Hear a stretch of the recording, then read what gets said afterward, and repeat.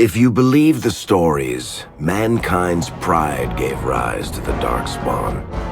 Countless in number and toxic to all life, Darkspawn search endlessly for an archdemon.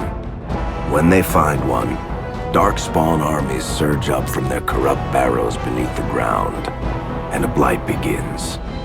Grey Wardens are the only warriors capable of destroying an archdemon, and history always honors the one who sacrifices all to kill the beast. In the fifth blight, the Warden was the Hero of Ferelden, a mage living in the Circle Tower at Lake Calenhad. Drawn into an escape plot by another mage, the hero became snared in the Circle's dangerous politics. Duncan, a Grey Warden, helped the mage escape to a new life as a warden. The allied Ferelden and Grey Warden forces met in Ostagar, where King Kaelin's armies and a host of wardens gathered, ready to destroy the Darkspawn. But valor turned to despair as Loghain betrayed his king.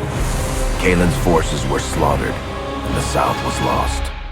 The hero, now a full-fledged Grey Warden, survived with the aid of Flemeth, the mysterious witch of the wilds. Joined by Flemeth's daughter, Morrigan, and a Grey Warden named Alistair, the hero set out to build an army strong enough to abolish the Blight. With the traitorous Loghain now seated on Ferelden's throne, the Warden sought help from the influential Arl Eamon of Redcliffe. However, they arrived in Redcliffe to find the town under siege. As each night, undead rose in waves and assailed the battered village. With the hero's help, the people of Redcliffe stood fast against the undead horde. The Wardens reached Arl Eamon's castle only to find the Arl lying at the edge of death, and his court fallen into madness. To save his father's life, Eamon's young son, Connor, had made a deal with a demon, and quickly fallen victim to its possession. The hero intervened, freeing Connor from possession and breaking the demon's hold over Redcliffe. But deals with demons are never straightforward. The demon agreed only to save Eamon's life, not restore him to health. Arl Eamon needed a miracle to recover. The hero located an urn containing the sacred ashes of Andraste, which were said to cure any ailment.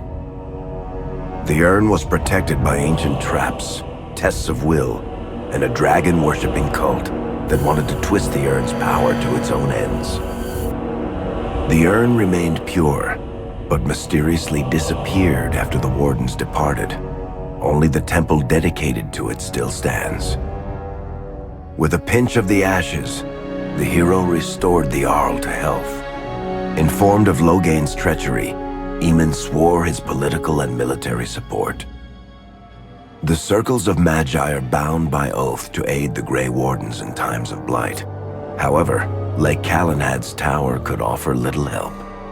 One of its mages, Uldred, had become possessed by a pride demon and was twisting other circle mages into abominations. The hero fought to the top of the tower and defeated Uldred, saving the remaining mages. Grateful for their lives, the mages joined the Warden's army. The allies gained at the Circle were not the only soldiers to join the Warden's forces, however. Dalish elves don't usually make alliances, but even deep hatred can be set aside in the face of oblivion. An ancient curse was destroying Ferelden's largest Dalish clans, turning the elves into werewolves. Zathrian, the clan's keeper, claimed that the cure required the heart of the great wolf, Witherfang. Years before, Zathrain himself had afflicted a group of humans with the curse that now ravaged his clan. As long as he lived, the curse endured. The hero freed the werewolves from the long-standing curse, and the Dalish joined the Warden's forces. Blights may happen hundreds of years apart, but the dwarves who live below the surface of Thedas fight Darkspawn every day.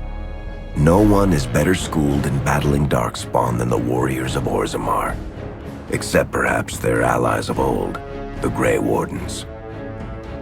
The hero arrived in Orzammar in the wake of King Endrin's death to find political factions fighting for control of the dwarven capital. Only the vote of a venerated paragon could break the deadlock to elect a ruler, and order the dwarves to honor their Grey Warden treaty and join the battle against the new blight. The hero set off to find a paragon named Branka, who had disappeared into the Deep Roads in search of a legendary artifact, the Anvil of the Void, created by the renowned smith Caridin to forge mighty war golems. The hero helped Caridin destroy the Anvil of the Void, along with the dark secrets that could trap a living soul inside a mechanical construct. The hero emerged from the Deep Roads with a master-forged crown to bestow the Paragon's favor upon whichever rival candidate would be crowned king. Balin, the youngest son of King Endrin who was suspected of foul play, or Haramont, the aging traditionalist backed by the Dwarven Assembly. Balin followed his father to the throne. He leads with a ruthless but progressive hand, seeking to re-establish ties to the surface kingdoms. With Dwarden's strength now bolstering the Warden's army, the hero had to deal with Loghain so Ferelden could stand unified against the Darkspawn before the Blight swallowed the world. The kingdom of Ferelden stood divided. While some nobles supported Loghain's regency, others condemned his inaction against the Darkspawn. Civil war brewed, and Arl Eamon called a landsmeet in hopes of curtailing the conflict and removing Loghain from the throne. Alistair ended Loghain's life in the name of justice for the Wardens who died at Ostagar. As the Warden's united army massed in Redcliffe, the Darkspawn overran Denerim, laying siege to Ferelden's capital city. The hero's army fought valiantly through Denerim and broke the Darkspawn's siege. On Fort Dracon's highest tower, the hero's strongest allies fought alongside the Warden in a final heroic battle against the massive Archdemon. The Archdemon was killed without the sacrifice of a Grey Warden's life. With no Archdemon to lead them, the Darkspawn scattered. Most fled underground, still teeming in number and always seeking a new Archdemon to awaken. The shattered kingdom of Ferelden embarked on a long journey to recovery. In the Blight's aftermath, strong leadership was crucial.